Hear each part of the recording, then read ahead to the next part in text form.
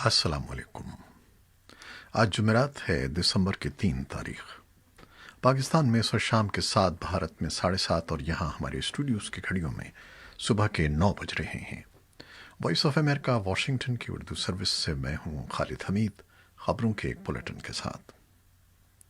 کابل سے ملنے والی اطلاعات کے مطابق افغانستان میں امریکی فورسز نے 15 جنوری سے اپنی فوجوں کو 4,500 کی تعداد سے 2,500 تک کم کرنے کا منصوبہ شروع کر دیا ہے، جس کے احکامات صدر ڈونلڈ ٹرمپ نے دیے ہیں۔ امریکی chairman joint chiefs of staff general mark ملی نے بدھ کے روز یہ بات بتائی ہے۔ انہوں نے مزید کہا ہے کہ افغانستان میں فوجوں کی موجودگی کا حتمی فیصلہ آنے والی بائیڈن انتظامیہ کرے گی۔ ان کا کہنا تھا کہ ہم نے فوجوں کے انخلاء کا عمل شروع کر دیا ہے۔ بروکنگز انسٹی ٹیوٹ میں باتیں کرتے ہوئے جنرل ملی نے کہا کہ جس وقت میں یہ بات کر رہا ہوں یہ عمل جاری ہے۔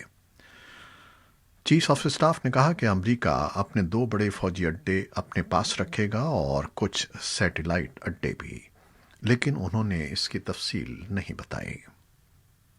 طالبان اور افغان حکومت کے نمائندوں کے درمیان بین الافغان مذاکرات کے طریقہ کار کو حتمی شکل دینے کے معاہدے کو امریکہ سمیت دنیا کے بیشتر ممالک نے سراہا ہے۔ توقع کی جا رہی ہے کہ فریقین اہم معاملات کی جانب بڑھیں گے، جس میں جنگ بندی پر بات چیت بھی شامل ہے۔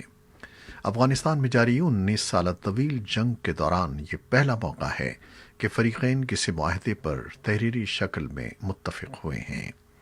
12 ستمبر کو پہلی مرتبہ قطر کے دارالحکومت دوحہ میں طالبان اور افغان حکومتی نمائندوں کے درمیان باضابطہ رابطہ ہوا تھا، جس میں ٹیکنیکل کمیٹیوں کی تشکیل پر اتفاق ہوا تھا۔ تقریباً 3 ماہ کے مذاکرات کے بعد بدھ کو فریقین آئندہ ہونے والے مذاکرات کے طریقہ کار پر راضی ہوئے ہیں، جس میں وہ بین الافغان امن مذاکرات کے لیے ایجنڈا ترتیب دیں گے۔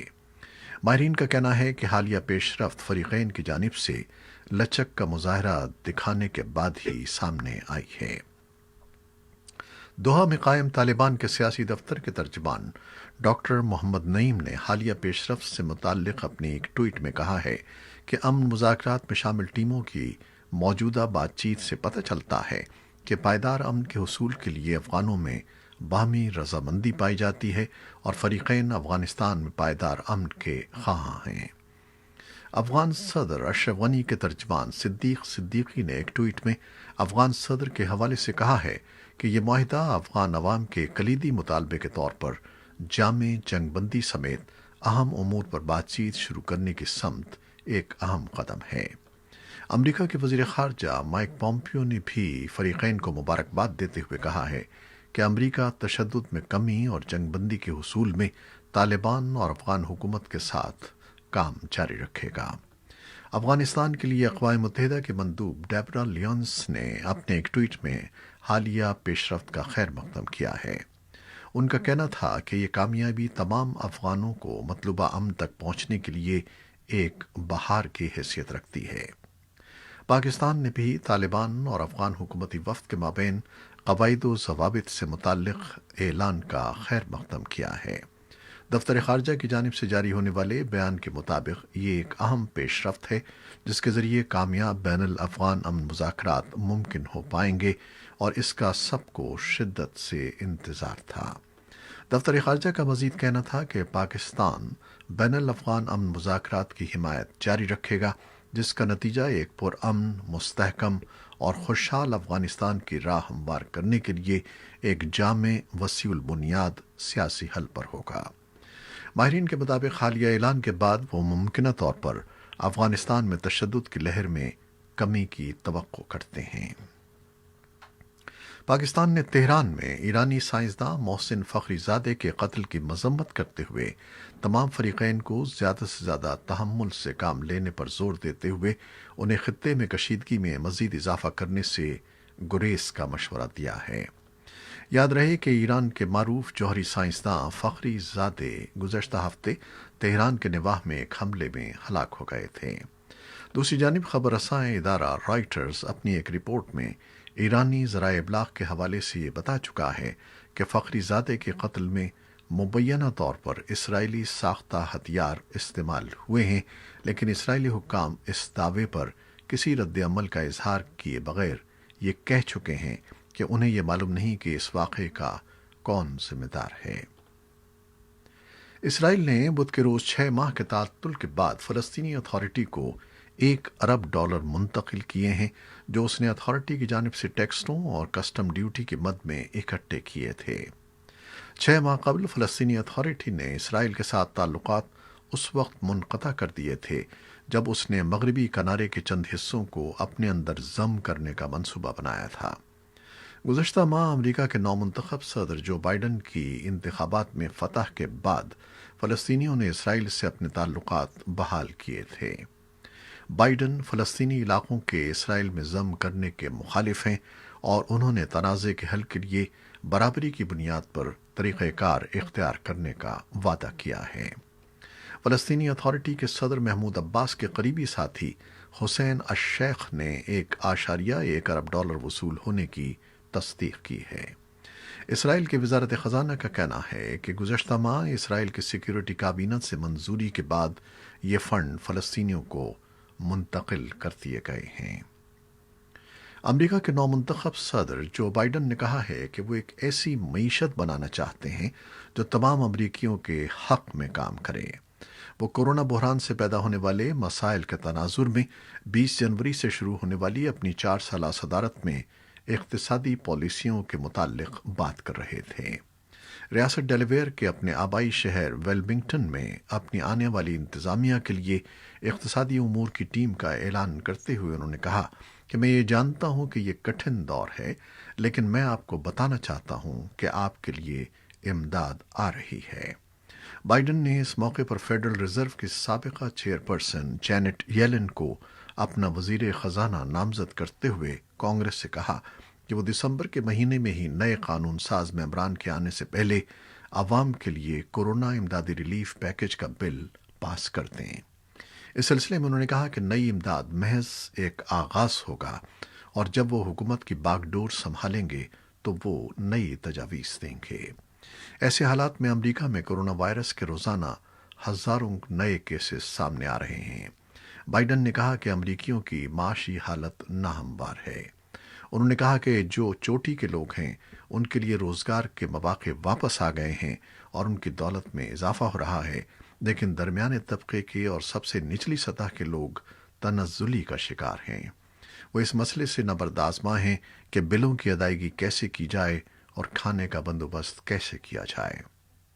लोगों के मसाइल पर बात करते हुए उन्होंने ये भी कहा कि अक्टूबर के आखिर तक सूरत हाल ये है कि हर 6 में से एक शहरी को मकान का किराया अदा करने में ताख़ीर होती है। याद रहे कि चीन और यूरोप से आने वाले कोरोना वायरस के फैलाव के नतीजे में अमरीका में 2 करोड़ 20 लाख मुलाज़मतें ख़त्म हो गई थीं। ताहम अब इनमें से बहुत से रोज़गार बहाल हो गए हैं। इस साल बेरोज़गारों की तादाद में लाखों का इजाफा हुआ है। अक्टूबर और नवंबर में 7 लाख से ज़ायद लोगों ने हर हफ्ते बेरोज़गारी अलाउंस के लिए दरखास्तें दी हैं। बेरोज़गारी की ये शरह 1960 के अशरे के बाद अब तक की सबसे ज़्यादा तादाद है।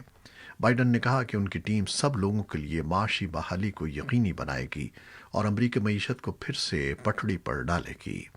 सेनेट से जैनेट येलेन की नामजदगी की सूरत में वो अमरीका की 231 साला तारीख में पहली खातून वज़ीर ख़ज़ाना होंगी। जो बाइडन ने अमरीकी अवाम को क्रिसमस के दौरान सफ़र करने से खबरदार करते हुए कहा है कि अब से जनवरी के दरमियान हॉलिडे सीज़न में सफ़र के नतीजे में कोरोना वायरस की वजह से मुमकिन तौर पर मज़ीद 2.5 लाख जानों का ज़िया हो सकता है। वो रियासत डेलावेयर से बज़रिया वीडियो कॉल मौजूदा माशी बहरान से मुतासरा छोटे कारोबारों से मुंसलिक अफराद से बातचीत कर रहे थे। उन्होंने अपनी मिसाल देते हुए कहा कि बड़ा ख़ानदान होने के बावजूद इस बार उन्होंने थैंक्स गिविंग पर सफ़र नहीं किया था और क्रिसमस भी ज़्यादा मुख्तलिफ नहीं होगी।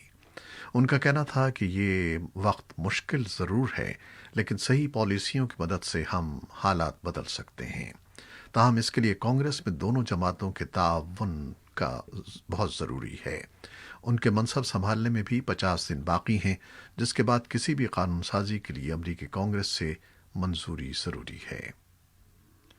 امریکہ میں کووڈ-19 کیسز میں روزانہ کی بنیاد پر اضافہ جاری ہے اور بیماریوں کی روک تھام اور کنٹرول کے مرکز CDC کا کہنا ہے کہ اس مرتبہ سردیوں میں اس کی شدت برقرار رہے گی۔ CDC کے ڈائریکٹر رابرٹ ریڈ فیلڈ نے امریکی ایوان تجارت کی فاؤنڈیشن میں ایک پریزنٹیشن دیتے ہوئے کہا کہ حقیقت یہی ہے کہ دسمبر، جنوری اور فروری میں کورونا وائرس کی لہر شدید ترین رہے گی اور ان 3 ماہ کے دوران صورتحال امریکہ میں صحت کی تاریخ کے حوالے سے مشکل ترین رہنے کا خدشہ ہے۔ ریڈ فیلڈ کا کہنا تھا کہ کورونا وائرس کی موجودہ لہر پہلے کے مقابلے میں خراب تر ہے، جس کے دوران کیسز کی تعداد اور اموات میں شدت سے اضافہ ہونے کا خدشہ ہے۔ ریڈ فیلڈ نے خبردار کیا کہ ملک بھر میں ہسپتالوں پر شدید دباؤ برقرار ہے اور ہسپتالوں میں بستروں کی کمی اور طبی عملے کا کام بہت زیادہ بڑھنے کا امکان ہے۔ یہ پہلا موقع ہے کہ امریکہ میں روزانہ 10,000 کے لگ بھگ کورونا وائرس کے مریض ہسپتالوں میں داخل ہو رہے ہیں۔ ریڈ فیلڈ نے لوگوں کو مشورہ دیا کہ ماسک پہننا اور سماجی فاصلہ برقرار رکھنا جاری رکھیں۔ CDC نے ہدایت جاری کی ہے کہ کورونا وائرس سے متاثر ہونے کی صورت میں لوگ خود کو 10 روز تک کوارنٹائن کریں۔ ایسے وقت میں جبکہ دنیا کے متعدد ملکوں میں کورونا وائرس کی دوسری لہر آئی ہوئی ہے اور وہاں کیسز میں اضافہ ہو رہا ہے، بھارت میں نئے کیسز میں مسلسل گراوٹ آ رہی ہے۔ حکومت کے اعداد و شمار کے مطابق اکتوبر کے مقابلے میں نومبر میں کورونا کیسز میں 32% کمی آئی ہے۔ بھارت میں جہاں اکتوبر میں یومیہ کیسز تقریباً 1 لاکھ تک پہنچ گئے تھے، وہاں اب گزشتہ 3 ہفتوں سے یومیہ 50,000 سے کم کیسز رپورٹ ہوئے ہیں۔ جرائم کی روک تھام کے لیے سرگرم انٹرنیشنل پولیس انٹرپول نے خبردار کیا ہے کہ بین الاقوامی سطح پر منظم جرائم کے گروہ کورونا کی جعلی ویکسین فروخت کرنے کی کوشش کر سکتے ہیں۔ بدھ کو فرانس میں انٹرپول کے ہیڈ کوارٹر سے جاری کردہ بیان کے مطابق تمام 194 رکن ممالک کو اس خطرے سے آگاہ کر دیا گیا ہے۔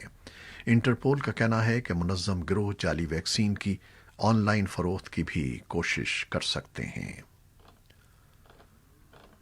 ٹرمپ انتظامیہ نے چین کی سرکاری کمپنی سنکیانگ پروٹیکشن اور کنسٹرکشن کارپوریشن کی تیار کردہ صوتی مصنوعات کی درآمد پر پابندی لگاتے ہوئے کہا ہے کہ اس کمپنی میں مصنوعات کی تیاری کے لیے ملک میں موجود نسلی اقلیتوں کے زیر حراست افراد سے جبری مزدوری کروائی جاتی ہے۔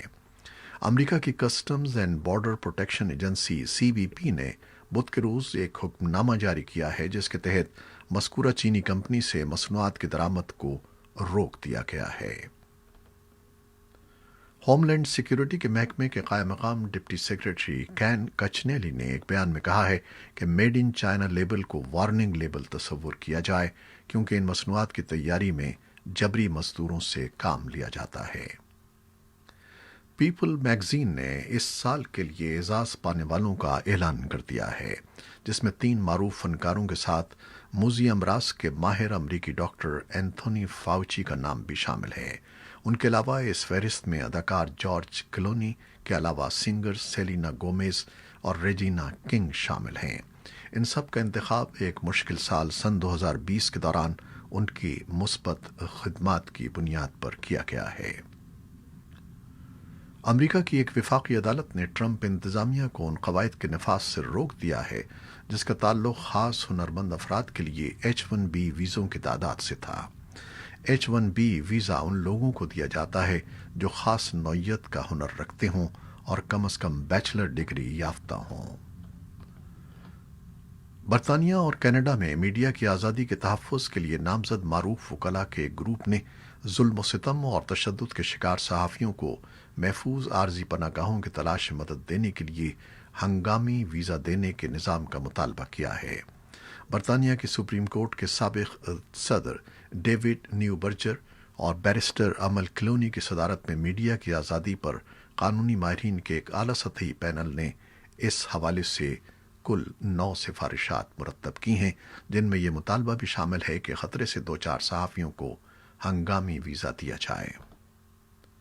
یہ تھیں وہ خبریں جو فیس بک لائیو پر ہم نے آپ کے لیے پیش کی۔ ہماری ویب سائٹ اور یوٹیوب پر یہ بلیٹن پوسٹ کر دیا جاتا ہے جسے آپ بعد میں بھی دیکھ سکتے ہیں۔ خالد حمید کو اب اجازت دیجیے گا۔ اللہ حافظ۔